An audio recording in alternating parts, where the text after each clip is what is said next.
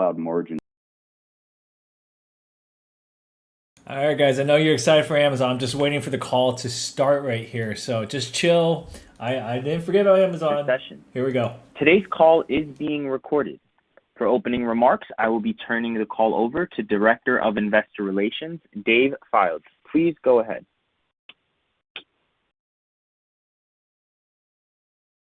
Hello, and welcome to our Q4 2020 financial results conference call. Joining us today to answer your questions is Brian Olsavsky, our CFO.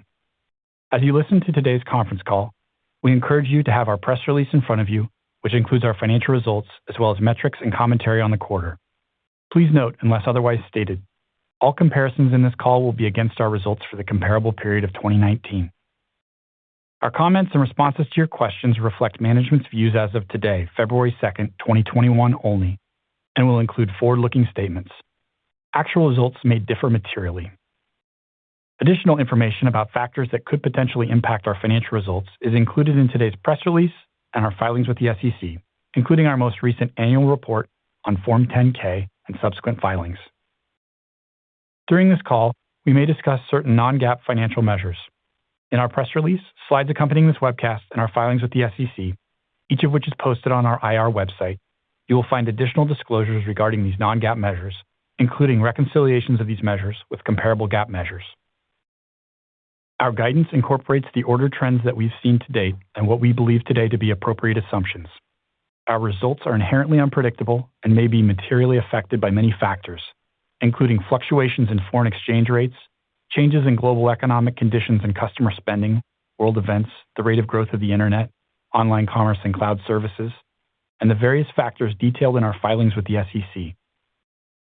This guidance also reflects our estimates to date regarding the impact of the COVID-19 pandemic on our operations, including those discussed in our filings with the SEC, and is highly dependent on numerous factors that we may not be able to predict or control, including the duration and scope of the pandemic, including any recurrence, actions taken by governments, businesses, and individuals in response to the pandemic, the impact of the pandemic on global and regional economies and economic activity, workforce staffing and productivity, and our significant and continuing spending on employee safety measures, our ability to continue operations in affected areas, and consumer demand and spending patterns, as well as the effects on suppliers, creditors, and third-party sellers, all of which are uncertain. Our guidance also assumes, among other things, that we don't conclude any additional business acquisitions, investments, restructurings, or legal settlements. It's not possible to accurately predict demand for our goods and services, and therefore our actual results could differ materially from our guidance. And now, I'll turn the call over to Brian.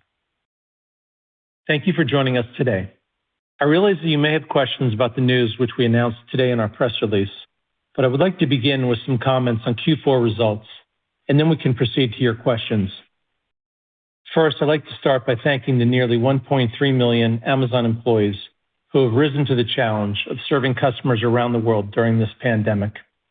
We're proud that more than 500,000 people chose to take new jobs at Amazon in 2020. We're committed to providing all employees with great jobs, including $15 an hour starting pay in the U.S., health insurance, 401k matching, leading parental benefits, and upskilling opportunities. We remain focused on the safety of our employees and delivery partners, particularly in our fulfillment and logistics operations and stores, as well as the customers shopping in our Whole Foods Market and other stores.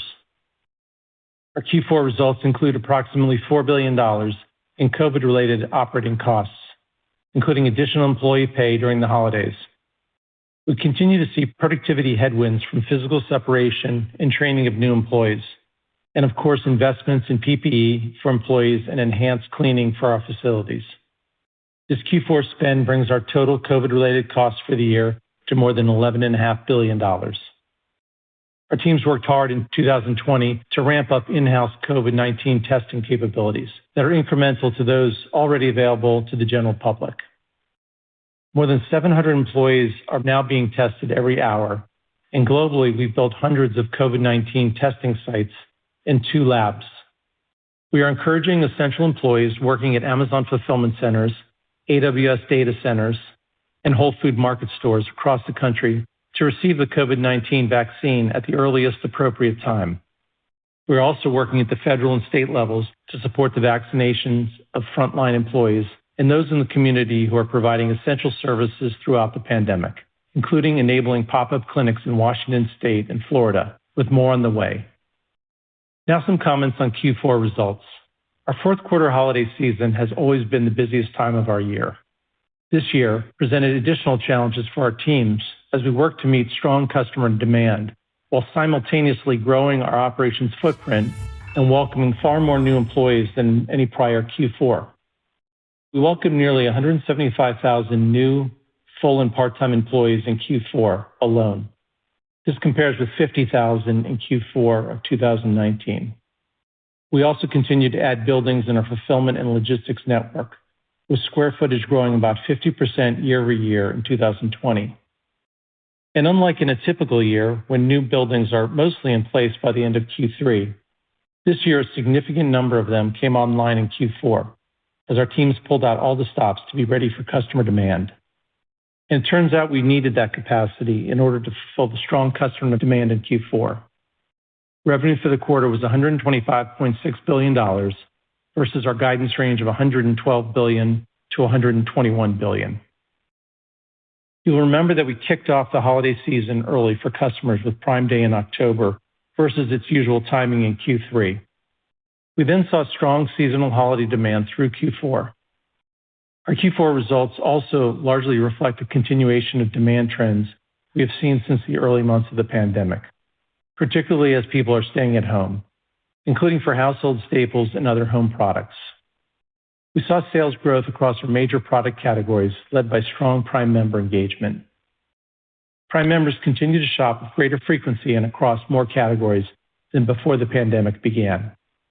Prime members also continued to expand their usage of Prime's digital benefits, including Prime Video and Prime Video channels. Amazon Music launched podcasts in September, and in Q4, Prime members listened to millions of hours of podcasts each month. We're reaching more customers with our grocery offerings. In Q4, we had another strong quarter that largely reflects a continuation of demand trends from Q3. And we saw strong growth in new Prime member signups. As demand remained strong in the quarter, the additional volume leverage helped to achieve higher than expected profits. We saw strong order volumes throughout the holiday season, with good sales growth not only on our peak sales days, which include Prime Day, Black Friday, and Cyber Monday, but also throughout the remainder of the quarter. We had good operational performance within our fulfillment centers and transportation network, even as we added significant capacity. Third-party sellers also stepped up as never before to serve customers. The 2020 holiday season was the best ever for small and medium-sized businesses selling in our store, with their worldwide sales growing over 50% year over year in Q4. Third-party units represented 55% of total paid units during the quarter, the highest 3P unit mix we've ever had since we invited businesses to sell on Amazon more than 20 years ago. Lastly, AWS's efforts were headlined by our 9th annual reInvent conference. This was the first time in our history that the event was virtual and free. We had over 570,000 registered attendees during the 3-week-long event. AWS continues to innovate at a rapid clip, announcing more than 180 new services and features at reInvent across compute, storage, database, machine learning, and more. You can read more about this in our earnings release. The team also announced significant customer momentum with new commitments and migrations from JP Morgan Chase, Thomson Reuters, Viacom CBS, and Twitter, just to name a few. We continue to see companies meaningfully growing their plans to move to AWS. In Q4, AWS saw a continuation of strong usage and revenue growth. AWS added more revenue quarter over quarter and year over year than any quarter in its history, and is now a $51 billion annualized run rate business supporting millions of active AWS customers. And just as they have all year, sellers, partners, and employees across Amazon stepped up to deliver on unprecedented customer demand, and for this, we remain extremely grateful. And today, we announced that our founder and CEO, Jeff Bezos, will transition to the role of executive chair in the third quarter of this year, and that Andy Jassy will become chief executive officer at that time. Those of us who know Andy are excited to see him take on this greater responsibility. He is a visionary leader, a great operator, and he understands what makes Amazon such a special, innovative company. We're also excited that Jeff will retain a very important role at the company that he founded and has guided for over 25 years. He has created a culture of invention and innovation that drives us every day, and we remain bound by our common focus and obsession on the customer. With that, let's move on to Q&A. Thank you. At this time, we will now open the call up for questions. We ask each caller to please limit yourself to one question. If you would like to ask a question, please press star one on your keypad. We ask that when you pose your question, you pick up your handsets to provide optimum sound quality. Once again, to initiate a question, please press star and then one on your touch-tone telephone at this time. Please hold while we poll for questions.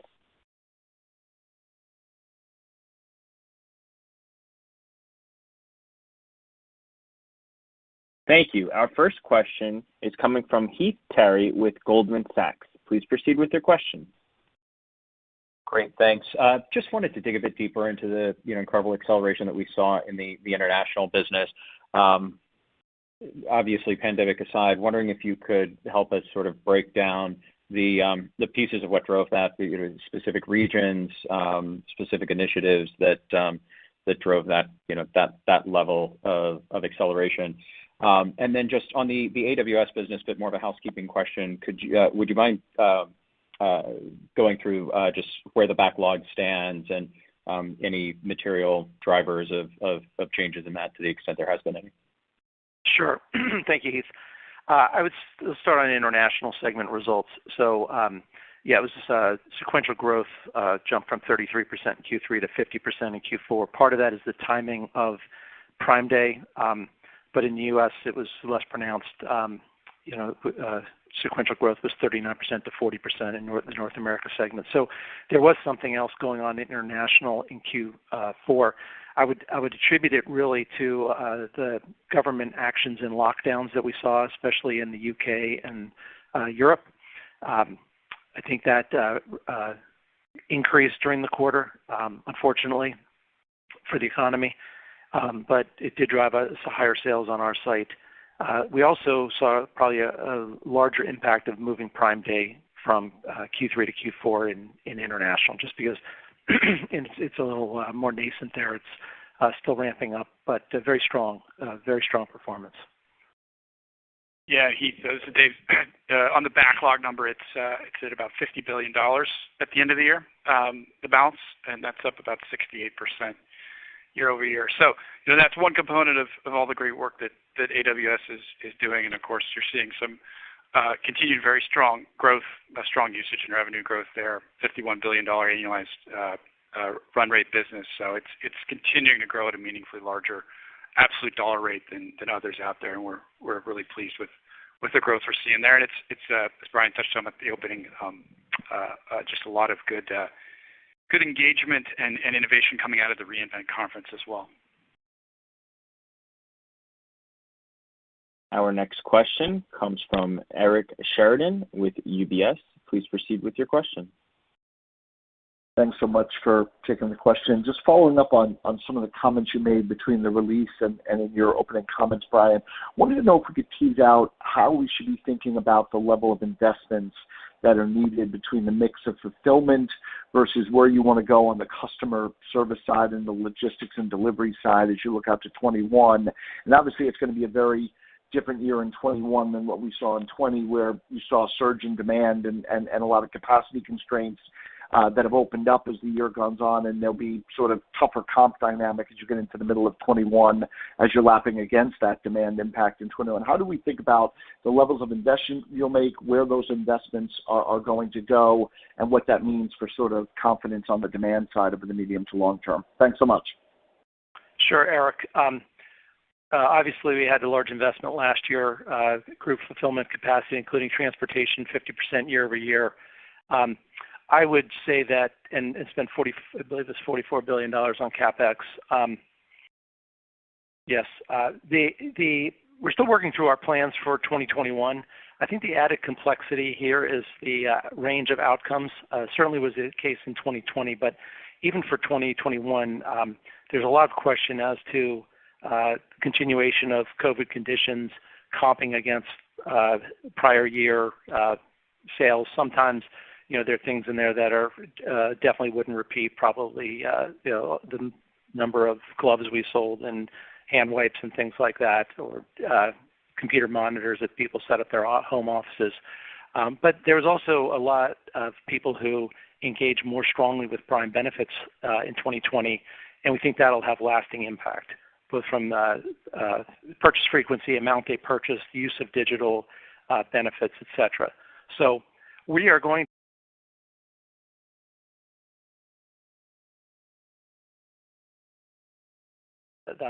it's hard to turn that capacity on quickly, so it generally means you may have to overbuild to protect the customer experience.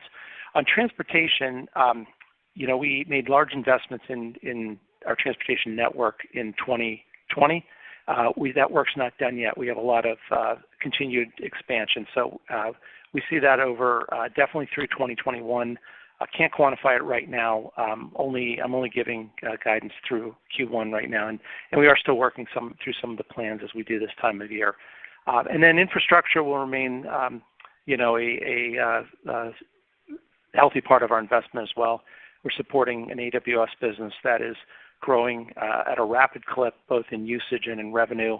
We're expanding regions globally and have a lot of upside in that area, talking with customers on their transition plans to the cloud. So we definitely do not want to run out of capacity, and we work to not do that. So there could be a risk of forward spend in 2021 as due to the uncertainty, but we'll see as we move through the year.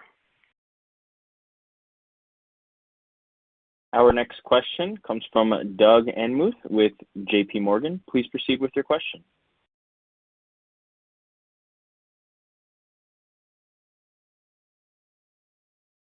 Doug, your line is open. Please proceed with your question. Sorry, muted, apologize. Brian, hoping you could talk more about the importance of AMZL, Amazon Logistics, during the holiday season. If you could talk more about percentage of packages perhaps shipped from your fulfillment centers, and then where this can go in coming years. And then also a quick comment on the COVID costs. You mentioned $2 billion in 1Q. Just curious how you think about it, more on a full year basis, what some of the puts and takes can be there. Thanks. Yeah. For the full year, we're again, $11.5 billion was our gross cost for 2020. $4 billion of that in Q4. We see a step down to closer to $2 billion in Q1. That compares with a $600 million spend last Q1 as the pandemic just started, and we started to react in March. And obviously those costs escalated in Q2 and Q3. So if we look at the core components of that, right, there's productivity that productivity drags from hiring so many new employees and also having physical separation. That gets better all the time. It was exacerbated a bit in Q4 because of all the new hires that we brought on, over 170,000 new people.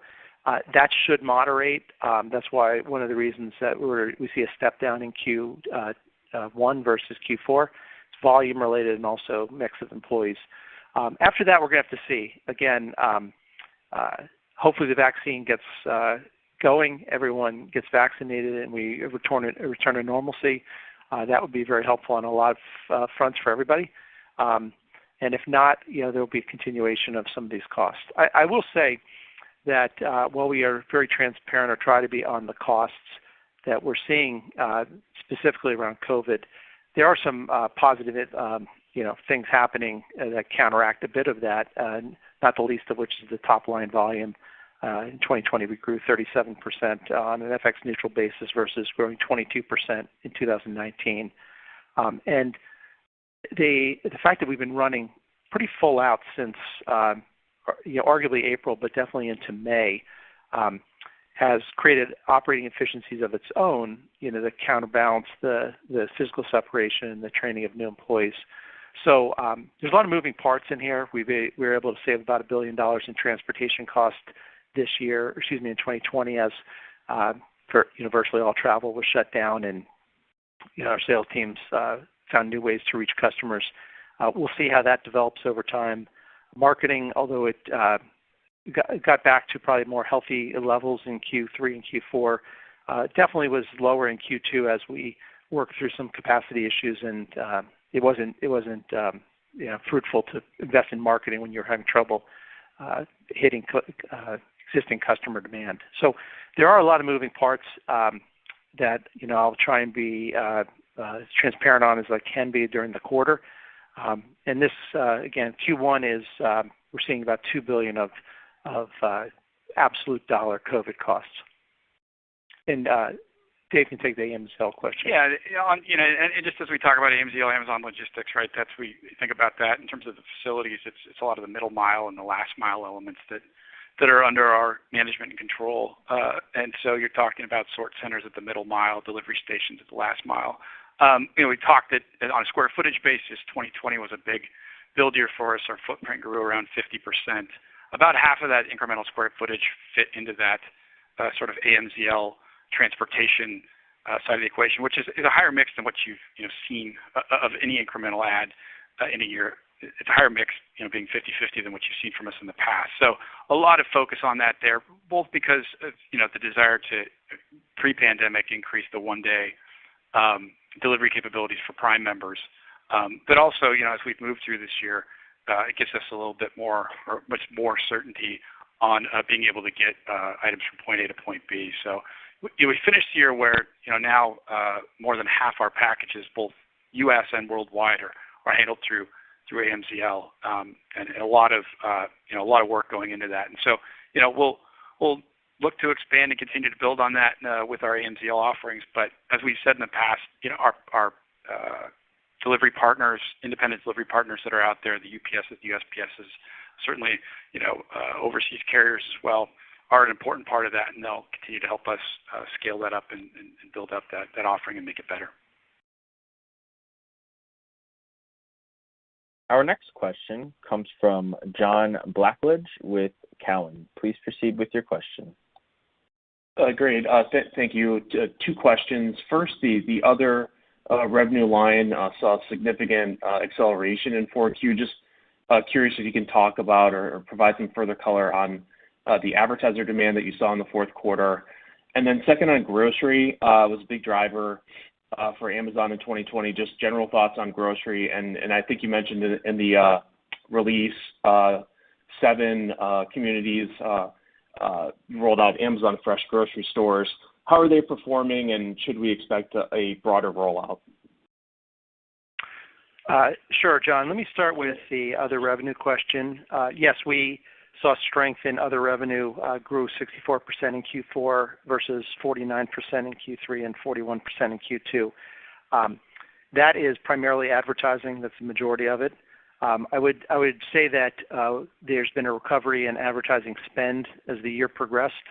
The fact that we moved Prime Day into Q4 has an impact here because, again, it carried a lot of clicks and eyeballs into Q4 for that time period. But I want to highlight a lot of great work being done by the advertising team.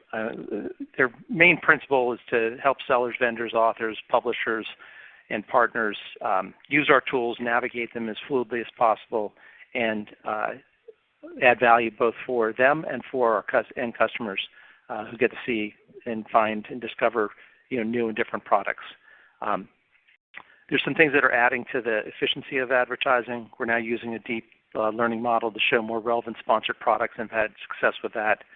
We're improving the relevancy of ads shown on the product detail pages all the time. And we've seen rapid adoption of video, creative format for sponsored brands. All these things help tick up the conversion and the productivity of the advertising, both for the seller or vendor involved and also for Amazon, and makes it a more productive experience for the customer as well. John, on the grocery point, yeah, we've got a couple different formats. I think there's the Go Grocery has a couple of locations open and off to a good start. A lot of interest interest in those and the technology that those offer, as well as the Amazon Fresh locations. So we're at about 8 locations open, and I think in the neighborhood of about a half dozen locations are confirmed to open. So more to come on those. And there's other kind of tangents and footprints on that. The Go stores, there's around 25 of those that are out there. That also an important part of that is food. So you see us. We've talked about this a bit in the past. We're doing a lot with online grocery and branching out from Whole Foods and some of the other physical footprint locations, and being able to offer that convenience. But we also think that being able to offer some innovative physical store grocery offerings like these Go and Fresh, some of which have some pretty cool self-checkout capabilities and implement some of the Just Walk Out technology qualities are really some interesting areas that are resonating with customers. I think they appreciate that, not just in times of maybe not wanting to have physical contact with everyone in the store, but just even beyond that, the general convenience of being able to move throughout the store and check out more efficiently than you otherwise would in a traditional retail environment. So excited to do more on that front. Our next question comes from Brian Nowak with Morgan Stanley. Please proceed with your question. Thanks for taking my questions. I have 2. The first one, I'd be curious to hear about any of the learnings you had from the strength of the international business in 2020, and how you think about the right types of investments to make in that business in 21 and beyond to ensure you retain as many of these users and wallets as you've gained throughout 2020. And the second one, understanding the comments, Brian, earlier about sort of investments going forward, maybe just talk to us a little bit about One Day. Are these investments you're making, could they get you back to a one-day product in later part this year or in 22 when the world normalizes, or are these assets you're putting in place now not able to be deployed from a one-day perspective when overall e-commerce slows down a little bit? Sure, Brian. Let me start with your international question. I think the biggest learning is that if we can move 2021 volume into 2020, it creates good leverage for us, and that's kind of what we saw. There was essentially a doubling of the growth rate versus probably the going in time rate for 2020. Now, again, that was a very hard volume because of the COVID restrictions and issues with our workforce, keeping our workforce safe and everything else. But I think what you saw was some very high leverage on that model that overcame some of the more fixed costs that we're seeing in the Prime benefits. So, we pre-invested, as we've discussed in the past, in things like video and devices and other elements of the Prime offering. Now grocery you're starting to see. And we've added those Prime benefits ahead of probably the curve that you would have seen in North America. So that has always created a bit of a drag on operating income. That, as well as investments in new geographies, the investment in India, the investment that we've made over the last 2 or 3 years that are in places like the Middle East, Turkey, Brazil, Australia, most recently Sweden and the Netherlands. In 2020. So there's a lot of moving parts in the international segment, but you're starting to see the benefit of the higher volumes and with it higher advertising as well. That we expected and we expect over time, and we'll see the growth rate is going to have the same challenges year over year that perhaps we'll see in North America. We're going to have a race between lapping things that may have been one-time in nature in 2020 versus accelerating Prime membership and Prime members' purchases, purchase frequency, and adoption of digital benefits. So we'll see, what that looks like in 2021. Very happy with the performance in 2020, and really hats off to the teams in many countries around the world who are all dealing with the same issues that we were in North America. And I know this is a bit of an offshoot, but I just think it's worth mentioning. It fits in the AWS business, but we're continuing to see strong growth from AWS around the world as well. And there's a number of international located customers out there, like Mercado Libre and Zalando and others that we've listed in there that are great customers for us. So we're working on that and really looking to support that just globally. And I mentioned this before, but reInvent it was a great way to bring a lot of those folks from around the world together virtually and free. And typically we've recorded the revenue for reInvent from ticket sales and sponsorships.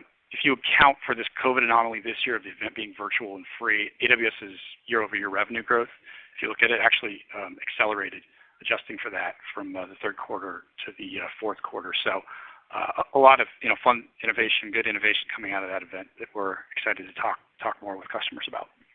And on your question on One Day, I believe it was whether our investments will be consistent with establishing higher and higher levels of One Day. Yes, definitely.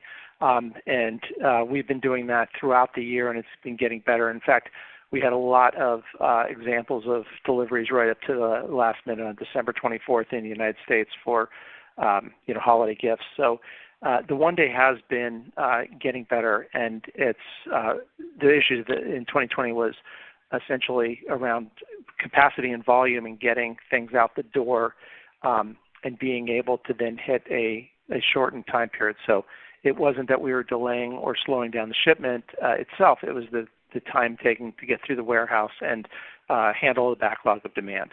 So as the year progressed, we did see that get better and better.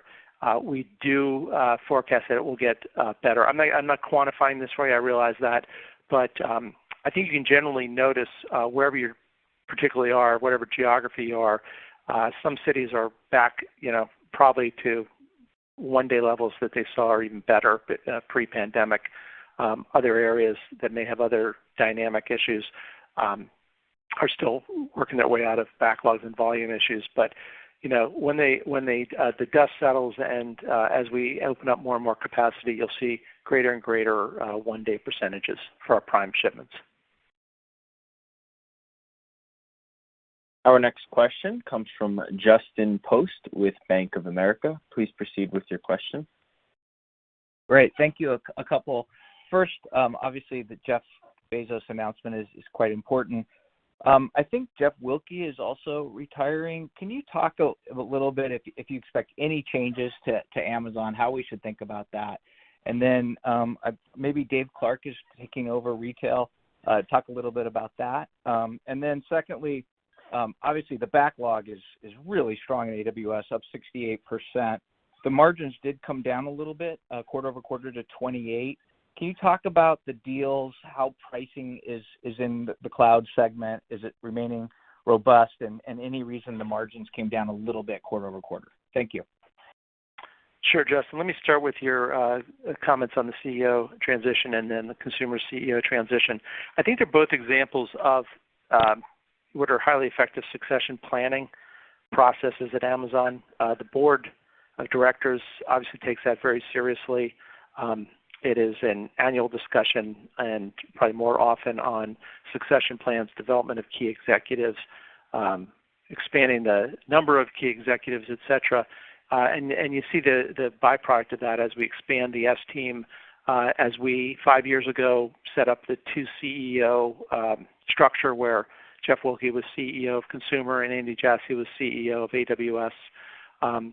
We have strong single-threaded leaders on devices, Amazon video, including Amazon Studios, advertising. So I think there's a lot of bench strength within Amazon, and generally we do try and push the decisions down in the organization as we scale, especially internationally as we try and do things consistently globally, but recognize local differences in our model. So having said all that, succession planning is super important.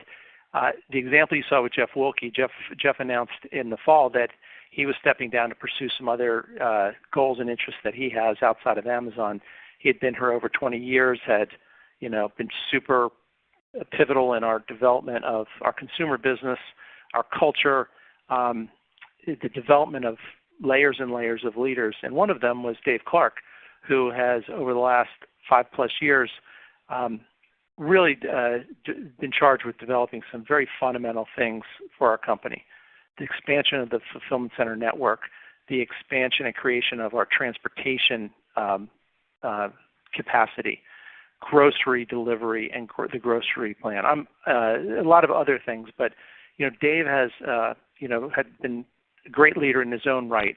So when Jeff Wilke decided to retire in the fall, it was a natural transition to Dave Clark, and that just occurred in January, and they're wrapping things up in the next month. So that's a successful example of succession planning and a successful transition.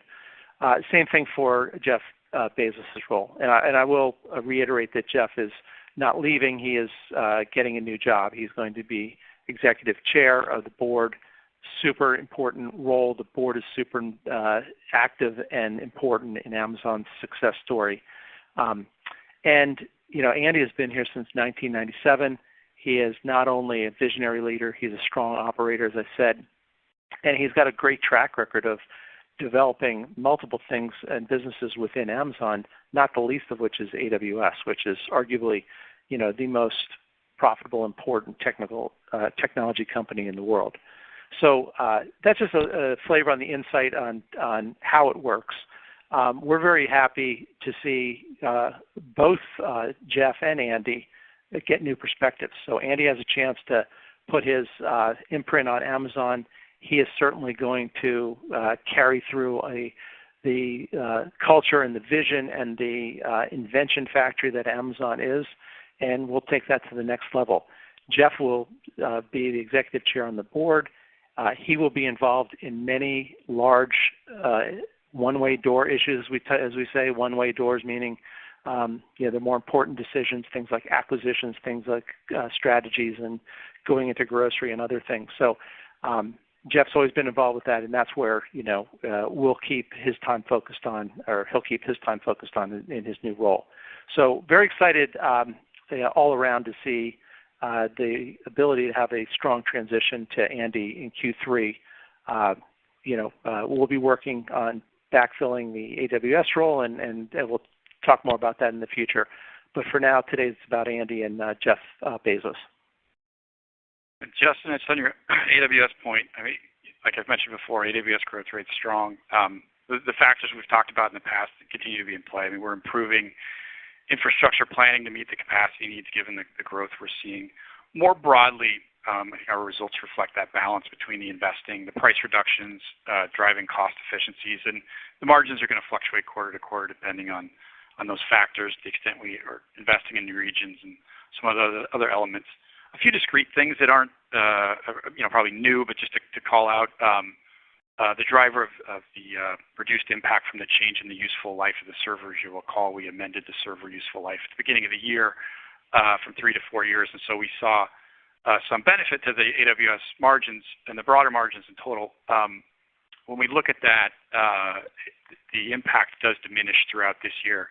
So when we increased it beginning in January, the benefit from this change in Q4 was about $538 million. That's down from $634 million in Q3, so it gives you some sense of it's coming down. That's the total amount it's allocated amongst the segments, but the majority of those figures I just gave do relate to AWS because significance of the server assets going to that segment. And again, that impact's going to continue to taper down over time, for example, into Q1 of 2021. One other element is just FX impact that's always going to hit us to some degree, but AWS customer billings are primarily denominated in U.S. dollars. The costs, though, if you think about it, many of the costs are going to be for build out in local currency for data centers and the people that work there and power and what have you. So there's a bit of a foreign exchange difference there, and that happens to be this time around a little bit bigger. We saw an unfavorable impact of about $96 million to the AWS margin this time around for FX. So just another point to call out there. You mentioned the backlog too. Look, I think that's one data point, amongst many as you look at AWS. But I think we're really encouraged by just general large enterprise business adoptions continuing to do well as they're choosing AWS as a tech provider and speeding up innovations. You saw a long list of the many companies that we've announced arrangements with in the past 90 days. So really excited to continue to build onto that. Our final question comes from Ross Sandler with Barclays. Please proceed with your question. Hey guys, yeah, just going back to the topic of shipping cost inflation. This is one of the few lines that's kind of variable and kind of increasing a little bit faster than the other fixed costs. And Dave, you mentioned that over half the orders are now going through Amazon Logistics worldwide. When do you expect that rate of inflation per order to level out a little bit because of these efforts? And if you look at the cost curve in places like the UK or in London, where you have well over half on your own last mile delivery, are you starting to see leverage there? Any comments on that? Thanks a lot.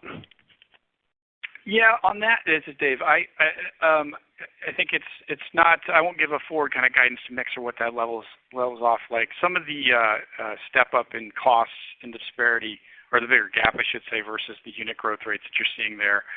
There's a few factors, but I think this is Q4. We did add on a lot of new capacity, as I said. It came on later in the year into Q4. More of it was in kind of that transportation arm, and so the costs associated with that would be going in that trans cost piece. So that's one of the factors, is along with the fact that we're continuing to try where we can to focus on improving one day. And that varies region to region with all the kind of challenges of COVID that have gone on this year.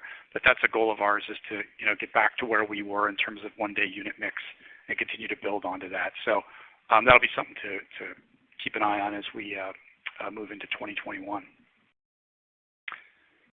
Thanks for joining us on the call today and for your questions. A replay will be available on our investor relations website for at least 3 months. We appreciate your interest in Amazon, and we look forward to talking with you again next quarter.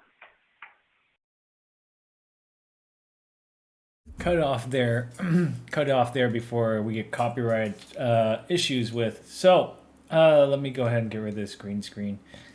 So overall, we got news of Jeff Bezos going away. He's stepping down, but he's going to be chair executive, so that he's going to be in all the important meetings and where Amazon goes, and he still is a big part of the company, so I'm not too worried about it. And the guy that they replaced, Jeff Bezos, been there for over 17 years. He started Amazon Web Service, which is one of Amazon's most leading revenue generation, and they are definitely dominating in the web space or cloud service. A lot of people use them, so I think he's in good hands. He knows how to lead a division, and I'm pretty sure he's been with Amazon for 17 years. He knows how Jeff Bezos works.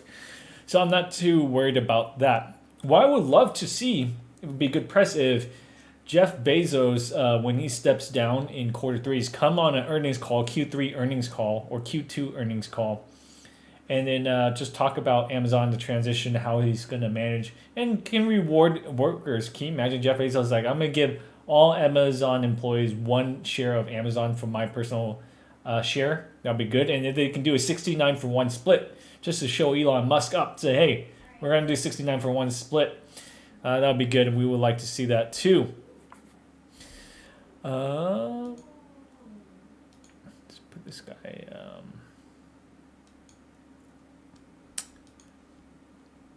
Okay, so thank you guys so much for the likes, the support. If Amazon did for you well today, let me know in the chat.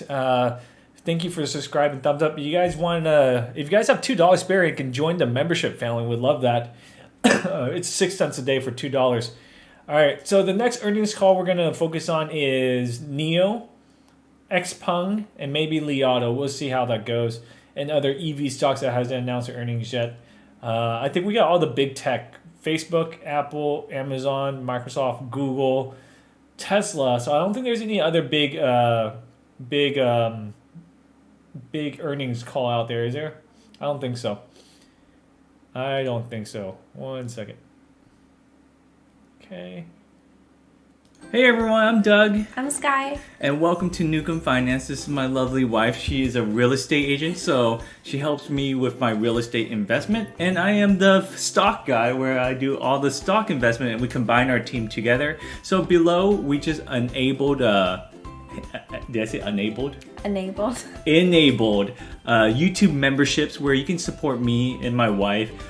Just the lowest tier is a bronze tier, or the silver tier. I think it's the silver tier, which is $2 a month. It's less than a cup of coffee a month, and it just gets you a badge. It supports our channel. And then the higher tiers, you get more benefits. The higher you go, we will look at your stock profile. We can give you recommendations and analyze any stocks you want us to take a look at. If you need real estate advice, my wife would be happy to help you. What branch do you work for? Keller Williams. So I'm connected internationally as well. Doesn't matter what state you're looking at. I'm happy to help. Yeah, so she'll help you with, how to purchase a home, how to sell your home, invest your home, and prerequisites for a home, your mortgage, and how to find rates and shop for rates. So we're a team together where we will help anyone who wants us to build up wealth together, and you guys support us, and we try to do our best to support you guys back. So feel free, just join the lowest tier. I know money's tough these days, and we're not asking for anything. If you guys do join up, the cheapest tier is $2. It's less than a cup of coffee a month, and we appreciate everything you guys do. So feel free to check it out. Take a look at any tiers that will help you out, and feel free to join our community where we all give each other investing advice as well. And we look forward to getting to know you.